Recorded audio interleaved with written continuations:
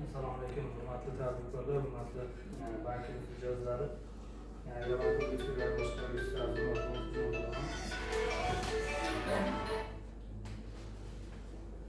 har doimgidek navbatdagi tadbirkorlar uchrashuvida yangi qarorlar, yangi farmonlar bilan tanishtirib o'taman. Avvalroq birinchi o'rinda hozirgi kunda har bitta tomorqa yer egasi yoki fermer xo'jaligi yoki dehqon xo'jaligiga alohida hozir subsidiyalar ajratilyapti 12.600.gacha.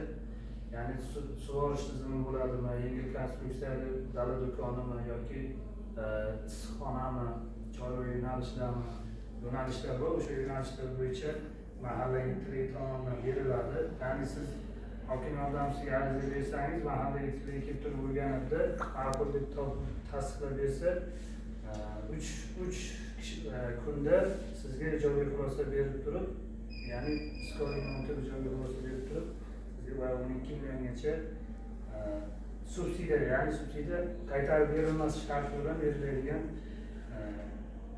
mablag' beriladi.